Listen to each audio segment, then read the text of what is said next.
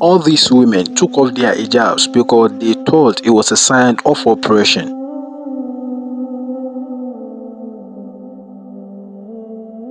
Little did they know that they are actually following the negative opinions of other people.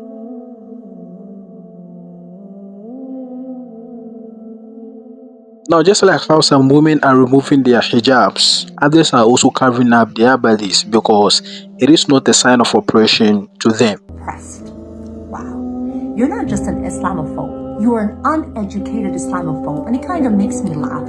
Someone in your position should maybe speak with a real Muslim and see what this represents.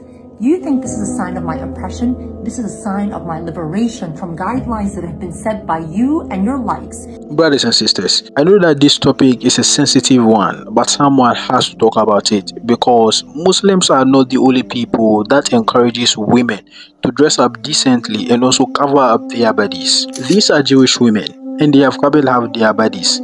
These groups are also Roman Catholics and they believe that it is important for a woman to cover up her body because it is what God wanted in the Bible. As a matter of fact, wearing veils and also covering the body didn't start today. It was there during the time of Jesus Christ and even other prophets as well, like Moses and Solomon. And the mother of Jesus Christ, Mary, was one of the modest human beings on earth, and she covered up her hair. Now the question is, if Jesus' mother, Mary, covered herself up and she was considered one of the most chaste females in religious history, then what is your excuse to not covering up your body? Well, there are a couple of reasons, and in today's video, I am going to digest it all for you. So let's dive right in.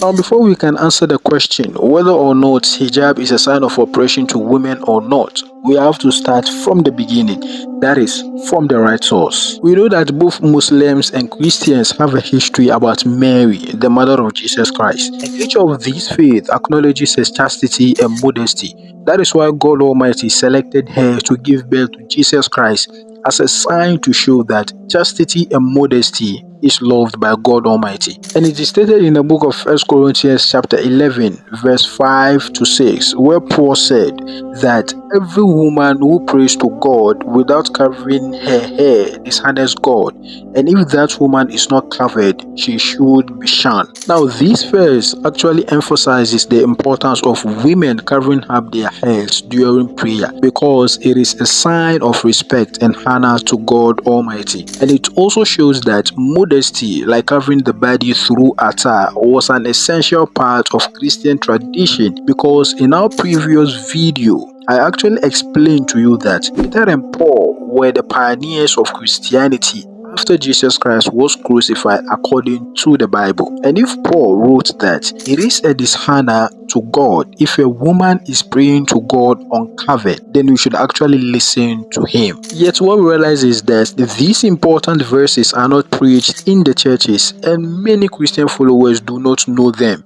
Well, that is going to change because we are coming to explain all this. Now, the same way the Bible talked about Mary, the Quran also repeated the same thing in Surah Al-Tahrim, where God Almighty said that both Islam and Christianity actually agreed that Mary was a chaste and modest woman of God. And so when I look at Mary, the mother of Jesus, I don't actually see a woman. I see a foundation of a shared practice of modesty that transcends between religions. Now that I've actually given a biblical proof and example, let me now explain to you why it is important for a woman to cover up and put on the hijab. The hijab, as you see it, is not just a piece of cloth. It is a symbol of modesty, dignity, and piety, because the concept of covering oneself for religious and moral reasons goes beyond the hijab itself. It goes way back to the practice of modest dress, which is found in various religions and cultures. Now, the Quran is very clear about the importance of modesty. And this can be found in Surah An-Nur, where Allah subhanahu wa ta'ala tells the Prophet to tell the believing women that they should lower their gaze and women also guard their private parts. Then again, not to show their bodies except some permissible portions. And the Quran doesn't just mean the headscarf, but also extends it to the entire idea of modesty, that is, lowering the gaze and covering the chest. Because in Islam, it is not just about what's on the outside, but it is a reflection of the inner values like humility, respect for oneself, and of course, devotion to God Almighty. Now, know that modesty isn't just limited to Islam only. There are other religious beliefs that actually practice this same attribute, but people don't tag it as oppression.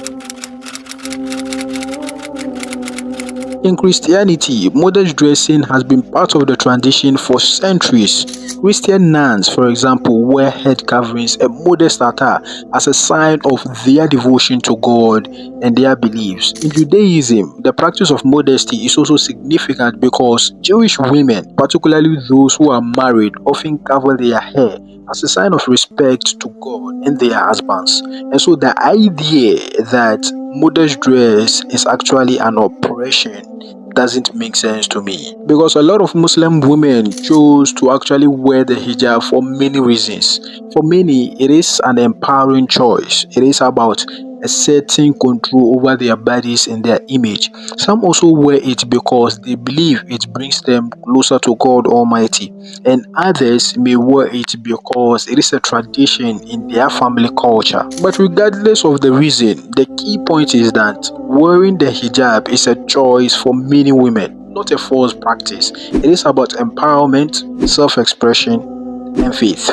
Now, who would have thought that there is going to be a time that we will sit here to actually defend women who are covering up their bodies? If you would disclose your body to the public, know that somebody will not disclose their body to the public, and it is their choice not to do that. So it is not a good act to actually impose it on them to be like you. Now, if you enjoyed this video, leave a like to the video, and until we meet again, shalom.